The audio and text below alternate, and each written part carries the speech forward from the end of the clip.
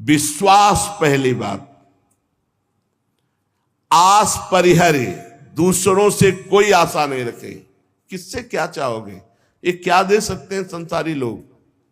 कोई ऐसा नहीं है जो मांगने में ना उतारू हो, सब मांग रहे हैं। अगर मांगना ही है तुमसे तो ऐसे से मांगो जहां से मांगना मिट जाए।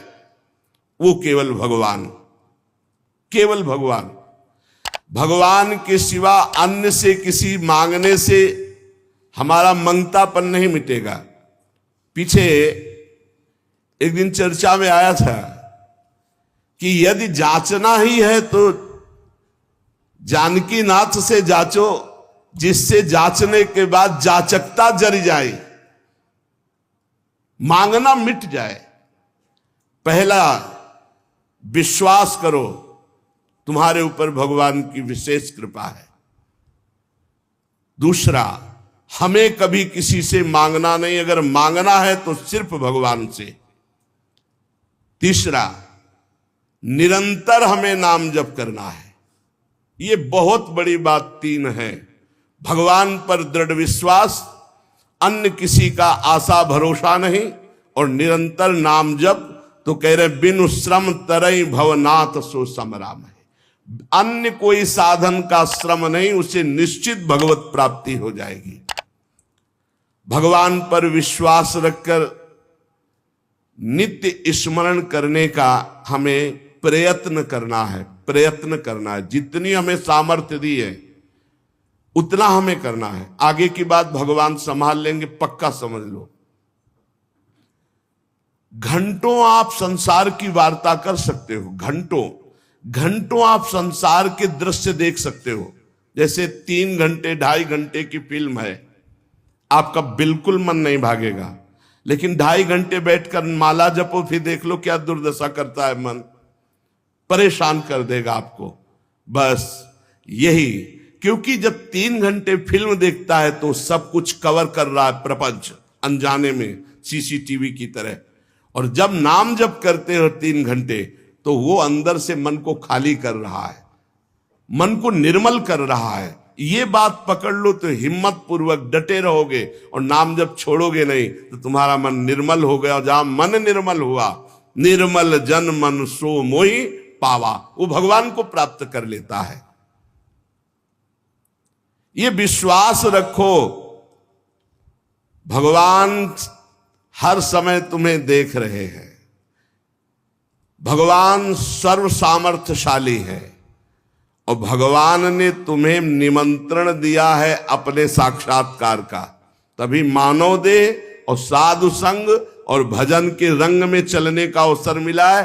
भगवान ने तुम्हें निमंत्रित किया, आओ परमानंद का भोग लगाओ। शब्द, स्पर्श, रूप, रस, गंध, ये सब चिदानंद में भगवान के, इनका आनंद लो। जब भगवान ने निमंत्रण कर ही दिया है तुम्हें और पंगत में बैठा दिया, ये पंगत में बैठे हो, परमानंद की भोग वृत्ति, परमानंद का भोग लगकर तुम्हें प्रसाद मिलेगा।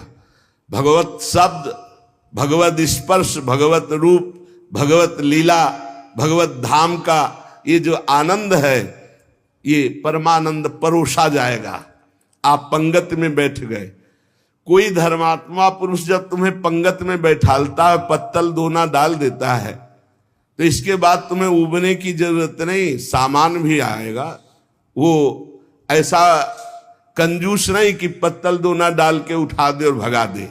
तो भगवान ने तुम्हें बुलाया, वृंदावन आए, सत्संग सुनाया, अपने मार्ग में चलने का उत्साह दिया, तो भगवदानंद की प्राप्ति भी उन्हीं की कृपा से होगी। तुम चिंता मत करो। एक और तुम्हें बात बता दें खास, यदि भगवान के आश्रित हो गए हो अंदर से, दृढ़ भरोसा भगवान का, और निरंतर भजन भी नहीं होता, तो आपको निरंतर भजन का ही फल मिलेगा। जैसे कोई आदमी लेबर को लिवा लावे, अब भाई शाम तक के कितने लोग हैं? बोले 500 रुपये। अब बैठ जाओ, यहां बैठ जाओ, हम आपको काम बताएंगे।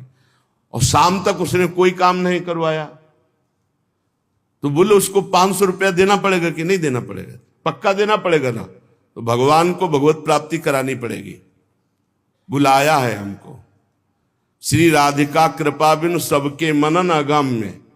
श्री जी ने वृंदावन बुलाया है, जिनको वृंदा विपिन है कृपा ते नहीं की हुए, तभी तो यहां आ पाओगे। सत्संग सुनाया, क्यों सुनाया सत्संग? हम फंसे थे संसार में, फंसे रहने देते, क्यों सुनाया?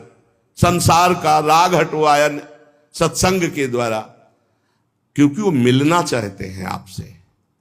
इतना जब कर दिया तो अब आप अंदर से भगवान की शरणागति स्वीकार करो, अंदर से भगवान का आश्रय स्वीकार करो। भजन की कमी भी होगी तो भी भगवत प्राप्ति हो जाएगी। जैसे वो 8 घंटा काम करने वाले को 500 मिलते हैं, पर वो काम नहीं करवाया, 8 घंटा बैठाले रहा, तो बैठाले रहने के 500 रुपया उसको देने पड़ेंगे, कानूनी देने पड़ेंगे। ऐसे ही भगवान को भगवत प्राप्ति करानी पड़ेगी। काहू के बल भजन को, काहू के आचार, और व्यास भरोसे कुंवर के सुवत पाँव। आपने बुलाया है हमको, अगर आप ना घसीटते तो हम जैसे थे संसार में, देखो संसार में अपने आप में सब रमे हैं, वैसे ही हम भी रमे थे। आपने घसीटा, जब आपने घसीटा तो भगवत प्राप्ति आपको करानी ही पड़ेगी। ये हमको कहने की जरूरत नहीं, वो सत्य सच्चिदानंद है, वो करवा ही देंगे। परंतु अपने को अपने विश्वास में अटल रहना चाहिए। कल एक साधक प्रश्न कर रहे थे कि कई वर्ष नाम जप करते हो गए, अभी विकार नहीं गए, तुम कई वर्ष की बात करते हो? 2-4 वर्ष की बात करते होगे। जब तक भगवत प्राप्ति नहीं हो जाती तो ये विकार धीरे धीरे कम होते हुए चिंगारी रहते हैं, खत्म नहीं हो जाते। ध्यान रखना, ये हम पूरी बात अपने अनुभव की कह रहे हैं। ये चिंगारी रहते हैं, छोटे छोटे बिंदु, और अगर फूस मिल जाए तो चिंगारी को ज्वाला बनने में देर नहीं लगती। भ्रम में मत रहना, बिना भगवत साक्षात्कार के निर्विकार स्थिति नहीं होती। निर्विकारता दिखाई देती है, पर रहते हैं विकार छोटे छोटे बिंदुओं में, और जहां उसको संयोग मिला तो सिंधु होने में देर नहीं लगती। इसलिए आजीवन सावधान। भगवत प्राप्ति के लिए अन्न जल त्यागने की आवश्यकता नहीं है। बहुत बड़े महापुरुषों के वचन ध्यान से सुनना। अन्न जल का त्याग कर देने से भगवान के दर्शन नहीं हो सकते। अगर होते तो चलो भाई अन्न जल का त्याग कर दो तो भगवान मिल जाए, ऐसा नहीं है। ऐसा कोई शास्त्रीय नियम या संतों ने नियम नहीं बनाया आज तक कि आप अन्न जल का त्याग कर दो तो भगवान मिल जाएंगे। एक अहंकार और हो जाता है, वो अहंकार ना होने पावे। अगर हम फलाहार रहते हैं तो भजन के लिए रहते हैं, हर समय हमारा सात्विक भाव बना रहे और निरंतर भजन बने, बढ़िया बात है।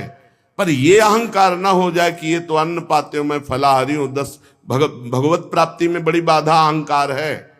निरंतर भजन और दैन्य अगर रोटी दाल पाने से होता है तो आराम से पाइए, उसी से भगवत प्राप्ति हो जाएगी। श्री भगवान की कृपा भजन से अनुभव में आती है, अन्न जल त्यागने से नहीं।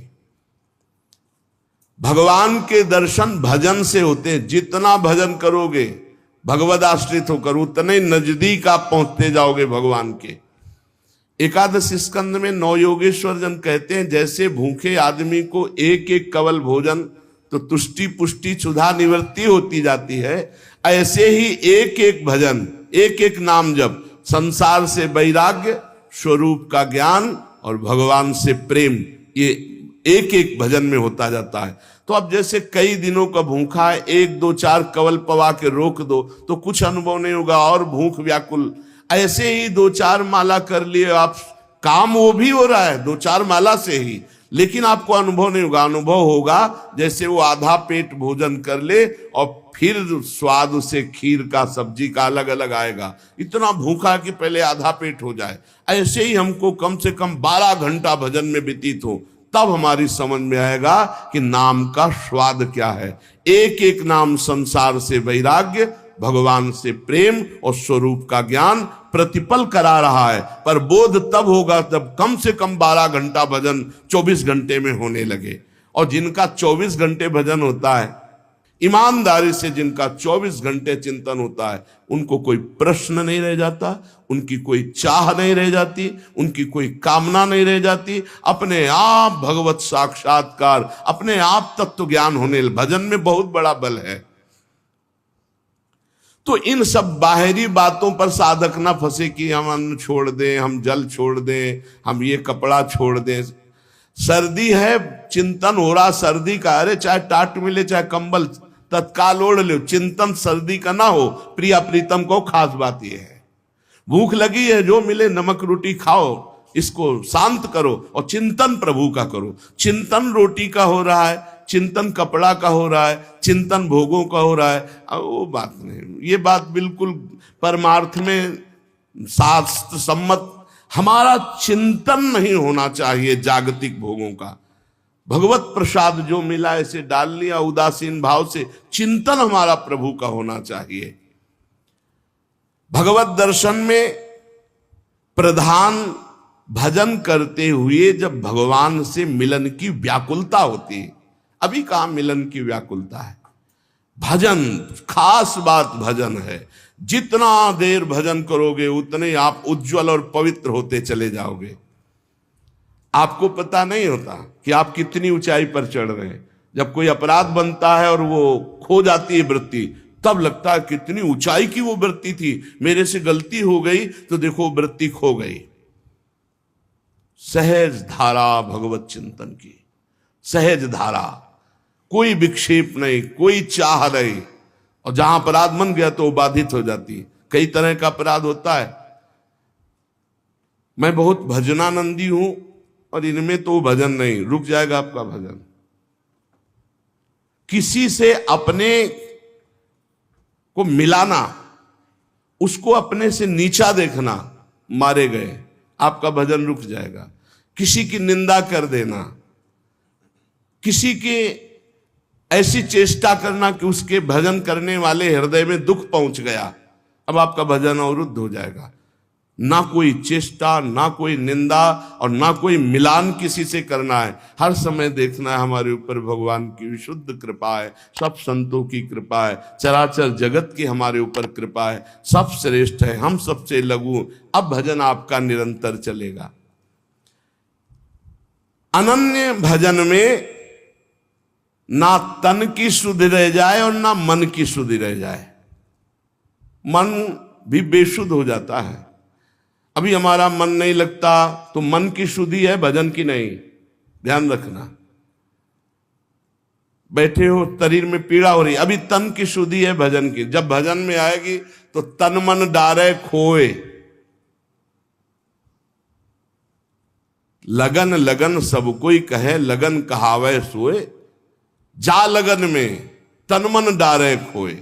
ऐसा भजन चल रहा है कि मन भी पंग हो गया, तन की भी शुद्धि नहीं। यह है भगवत साक्षात्कार के लिए। जानबूझकर हठपूर्वक अन्न, वस्त्र आदि आदि जो शरीर निर्वाह के लिए इनको छोड़ना बड़ा हानिकारक है। शरीर को स्वस्थ रखना भजन के लिए बहुत आवश्यक है।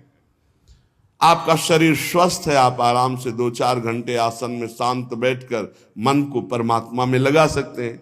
अब आज कलयुगी शरीर ऐसे हो रहे हैं, नौजवान आदमी ब्लड प्रेशर, शुगर, क्या क्या परेशानियां।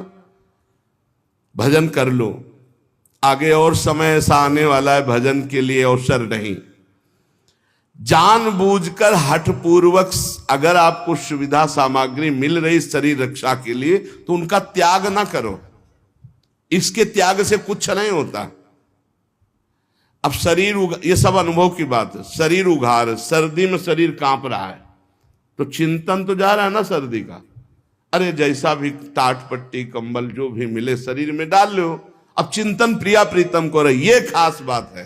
ये बहुत समय के बाद समझ में आती नहीं तो अहंकार बना रहता है। स्वेटर कंबल के त्यागी हो, चिंतन सर्दी का हो रहा है, प्रिया प्रीतम का चिंतन करना है, परमात्मा का चिंतन कर। खास बात है चिंतन नहीं छूटना चाहिए तो तुम्हारा त्याग सार्थक, और अगर चिंतन छूट गया तो त्याग की, और चिंतन ही बदल जाता है।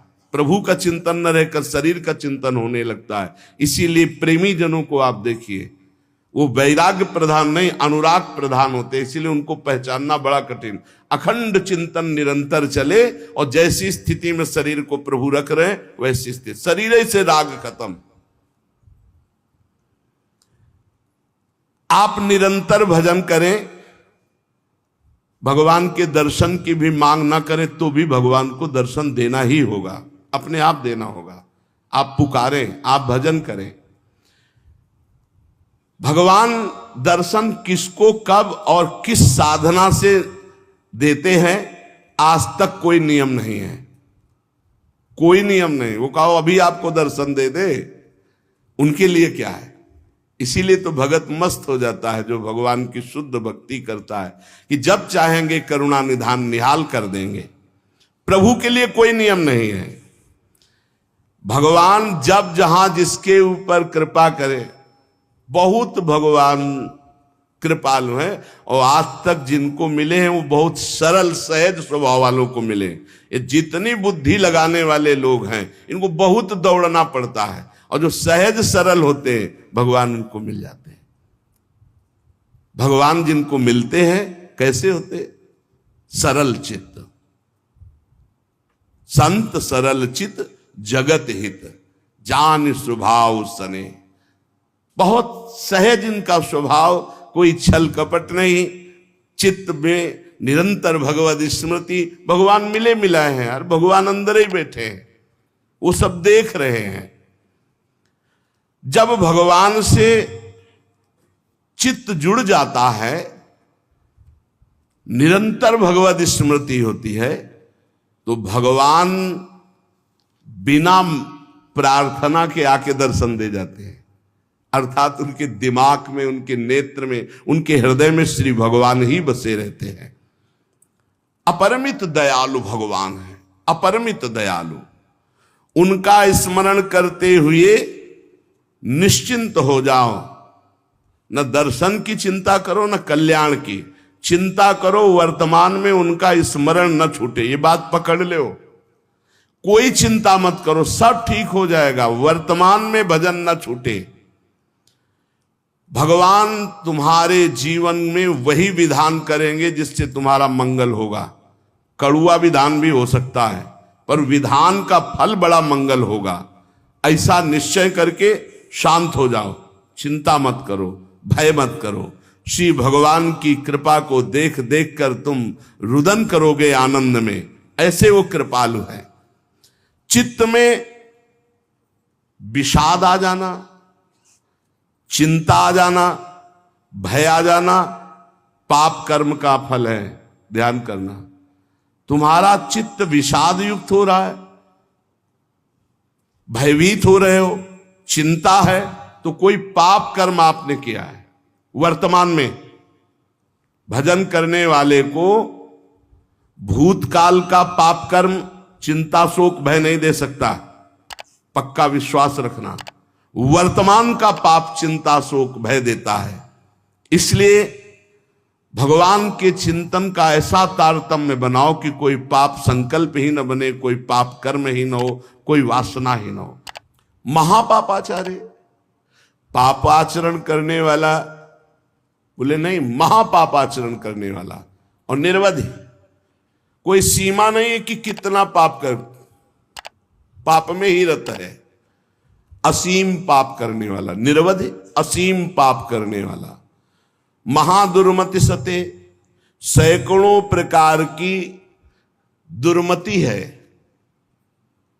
दुर्मति, कुमति, जो नाना प्रकार के असत आचरण कराती है, ये सबके अंदर रहती है दुर्मति।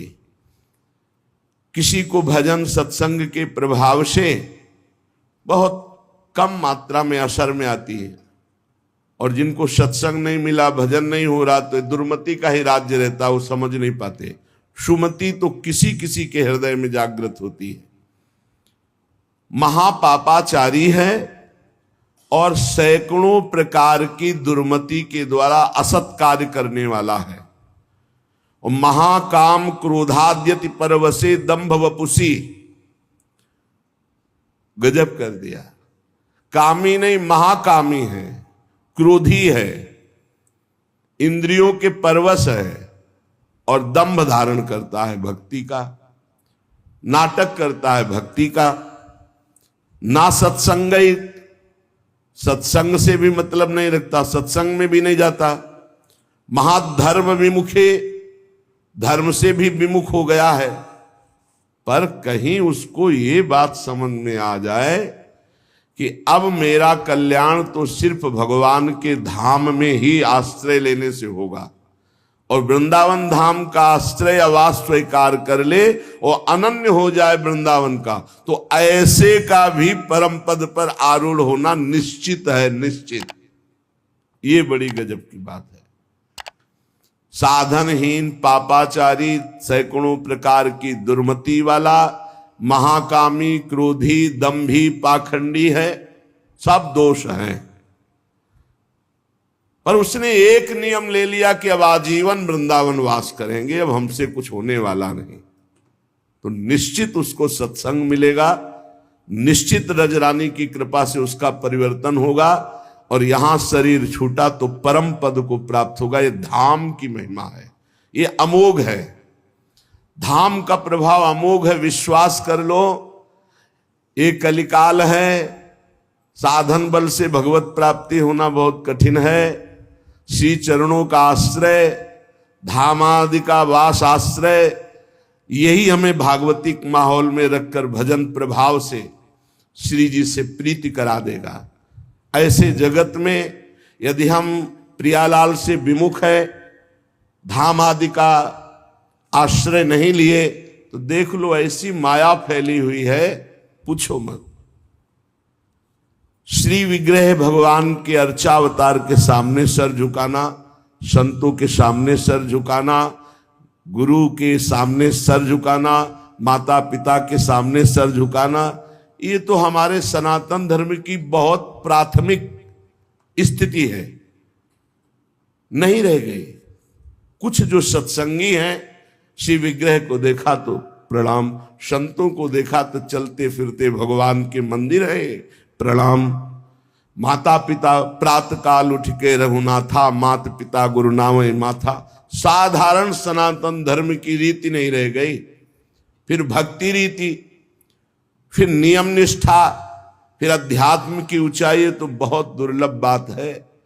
कैसा भी व्यक्ति क्यों न हो, अगर भगवत प्राप्ति करना चाहता है तो ना धामवास हो पावे तो एक दो दिन के लिए, महीना दो महीना में जरूर आ जाओ।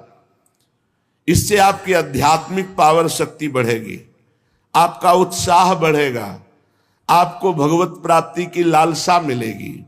श्रीपाद कह रहे हैं, अत्यंतोद्धतावदिंद्रिय गणो या सर्वदा असत पथे, वे कस्मिन् निमिषे पिना स्मृत महानंदाब्धिराधा प्रियः, सद्धर्मैः सदुपासनैर्विरहितस् त्यक्तोऽखिलैः सद्गुणैर्, हा हा सोहम नल्पमोह उपयाम्येकं तु वृंदावनम। हा हा, ऐसे का कैसे कल्याण हो सकता है। अत्यंतोद्धत धावत इंद्रिय गणों, बड़ी उद्धत होकर प्रचंड बलवान इंद्रियां और मन ये भोगों में भाग रहे हैं। सब कोई देख लो, बहुत धोखेबाज हैं, दोस्ती का वादा करके दुश्मनी का काम करते हैं। पहले हमें सिखाते हैं कि देखो इसमें बड़ा सुख है, अगर ये वस्तु, ये व्यक्ति, ये स्थान, इसका संयोग प्राप्त कर लो, इसे भोग लो, तुम सुखी हो जाओगे। जीवात्मा इनकी सलाह में आ गया है, इसीलिए बंधन को प्राप्त हो गया। नहीं तो निर्मल है, इसमें कोई विकार नहीं है, चैतन्य घर है, ये तेजो स्वरूप, इसको कोई बांध नहीं सकता, पर सुख के लोभ से बंध गया। हमारा बंधन क्या है? सुख लेने की लालसा, सुख भोगने की चाह से इन उद्धत बलवान इंद्रिय और मन ने हमको अपना गुलाम बना लिया। चाहे जितने विद्वान हो, चाहे जितने पढ़े लिखे हो, चाहे जितना सत्संग सुनो, चाहे जितना प्रवचन कर लो, अगर भजन नहीं है, खास बात समझ लेना, तो ये इंद्रियां मन बहुत प्यार से फंसाते हैं। हमें उस समय विवेक से काम लेना चाहिए कि ये भोग तो सारा जगत भोगता है, ऐ मन, ऐ इंद्री, अब नहीं, अब तो हम प्रभु के चरणों की प्राप्ति के लिए चल पड़े, अब असत क्रिया नहीं। वह उस समय विवेक काम नहीं करता, बुद्धि ये सलाह देने लगती, चलो कुछ 5 ही मिनट की तो बात है, फिर भजन कर लेना, यमुना स्नान कर लेना, अमुक पाठ कर लेंगे, पाप नष्ट हो। ऐसे साधकों को भ्रष्ट करते हैं। संसारियों को तो जो गिरे हुए हैं उनको क्या गिरना, लेकिन जो अच्छे हैं, चलना चाहते हैं, उनको भी अत्यंतोद्धत धावत इंद्रिय गणों या सर्वदा असत पथे। ये इंद्रियां, ये मन ऐसा मिठास पैदा करते हैं कि जीवात्मा स्वीकृति दे देता है, चलो। अब वो बेचारा इंद्रिय और मन के उसमें फंसा हुआ दुर्गति को प्राप्त होता है। नरक आदि भोगना, जेल भोगना, ना कुछ तो अंदर जलन पैदा हो गई, अशांति, चिंता, शोक, भय। पक्का समझ लेना, जब तक ये इंद्रियां और मन सुख का प्रलोभन देकर तुमसे दस्तखत कराते रहेंगे, स्वीकृति करते रहोगे, तब तक ये बंधन मिटने वाला नहीं। श्रीपाद कह रहे हा हा सोह मन अल्प मोहा, अर्थात बहुत बड़ा मोह हमारे अंदर है, छोटा नहीं है। क्या? हम इंद्रिय और मन की सलाह में आ जाते हैं। हम सब बड़ी सलाह बुद्धि देती है फंसने की, निकलने की सलाह नहीं देती। बहुत बार हो चुका, आपकी बार नहीं, अब नहीं, ऐसा नहीं, बार बार। इसे तृष्णा कहते हैं। भोगे हुए भोग को पुनः भोगने की इच्छा का नाम तृष्णा है। ये तृष्णा पापिनी बार बार पाप कराती है। एकस्मिन निमिषेपि ना स्मृत महानंदाब्दि राधा प्रिया। राधा प्रिय, राधा वल्लभ लाल का एक पलक झपकने के लिए भी एकाग्र होकर ये स्मरण के लिए राजी नहीं है। ध्यान देना, सोचो कि स्वाभाविक ये भजन करेंगे तो इनके बस की बात नहीं, इंद्रिय और मन की। ये स्वाभाविक विषयों में तुम्हें फंसाएंगी। एक निमिष कहते हैं पलक झपकने को। एकस्मिन निमिषेपि ना स्मृत महा आनंद राधा प्रिया। महा आनंद प्रदान करने वाले राधा रमण जी, राधा वल्लभ लाल, राधा बांके बिहारी का एक पलक झपकने के समय को भी प्यार से स्मरण करने के लिए राजी नहीं है। इनको जबरदस्ती भजन कराना पड़ेगा। ये जो कहते हैं मेरा भजन में मन नहीं, कोई सिद्ध हो गए क्या तुम्हारा भजन में मन लगेगा? साधक को जबरदस्ती भजन कराना है। इस जबान से राधा राधा वल्लभ श्री हरिवंश, राधा वल्लभ श्री हरिवंश, तो हृदय में भी प्रकाश ज्ञान का और बाहर सुख वैभव भी मिलेगा। यही परलोक सकल सुख पावत, मेरी सो भैया कृष्ण गुण संचु। सद्धर्मई सदुपासनैर विरहितस् त्यक्तोखिलै सद्गुणै। सद्धर्म का त्याग, सद उपासना का त्याग, अखिल सद्गुणों से युक्त जो महात्मा जन है उनका संग त्याग, ये महामुग्ध होकर के भोगों में लगा हुआ इंद्रिय मन एक निमिष के लिए भी राधा वल्लभ लाल के चरणों का चिंतन नहीं करता। हा हा, हाय हाय क्या होगा मेरे जीवन का। उपयाम्येकम तु वृंदावनम। अब मैंने समझ लिया कि अब मेरा एकमात्र परम कल्याण, उद्धार, मंगल, सीधा वृंदावन करेगा। तो मैं आजीवन वृंदावनवास का नियम लेता हूं कि अब मेरे से तो कुछ बनने वाला नहीं, अपने शरीर को इसी धाम में रखूंगा और इसी रज में धूल धूसरित होकर प्राण त्याग दूंगा, तो भगवत प्राप्ति हो जाएगी, पक्का भगवत प्राप्ति हो जाएगी। धाम में आजीवन वास से भगवत प्राप्ति, अब ये जो बीच की यात्रा है ये समझना होगा, नहीं कहीं भ्रम ना हो जाए कि हम धामवास करें और खूब मनमानी कुमार्गामी प्रवृत्तियों के आचरण करें। देखो ये धाम सुरक्षित है दैवी शक्तियों से, जैसे राष्ट्रपति भवन की विशेष सुरक्षा होती है, ऐसे जैसे ये पुरियां हैं, धाम है, तीर्थ स्थान है, ये विशेष सुरक्षित होते हैं। इनमें जो उद्दंडता करता है, पापी पापाचरण करता है, उनको विशेष दंड दिया जाता है, ध्यान रखना। तो ये जो कहा गया कि आप अखंड धामवास करें आपको भगवत प्राप्ति होगी, तो अखंड धामवास और भगवत प्राप्ति के बीच की यात्रा नहीं बताई गई। वो होगी सत्संग से, वो होगी रसिकों के संग से। ऐसा नहीं है कि आप धामवास करो, खुला पापाचरण करो, आपको भगवत प्राप्ति हो जाएगी, ऐसा नहीं, ऐसा नहीं, ये भ्रम में मत रहना। ये जो कहा जाता है तो धामवासी को सत्संग मिलता है और सत्संग से वो अपना सुधार करके निरंतर भजन परायण होकर भगवत प्राप्ति करता है। उपासक निरंतर भजन के लिए दृढ़ नियम लेना पड़ेगा। इसके लिए यह नहीं कि घर त्याग करके कहीं भागकर जाने की जरूरत है। आश्रय धाम का लिए हैं और आप बहुत दूर वास कर रहे हैं और निरंतर भजन का नियम ले लिए कि हम अभ्यास कर रहे हैं। अंतर पड़ सकता है अभ्यासी को, वो कोई सिद्ध पुरुष नहीं है, पर नाम जप का पक्का वहीं धाम प्रकाशित हो जाएगा, वहीं प्रिया प्रीतम प्रकाशित हो जाएंगे। विश्वास करी सब आस परिहरी, दास तब जे होई रहे, जप नाम तव बिनु श्रम तरही भव, नाथ सो समराम है। बहुत जोर की बात गोस्वामी जी कह रहे हैं। जो आप पर विश्वास करके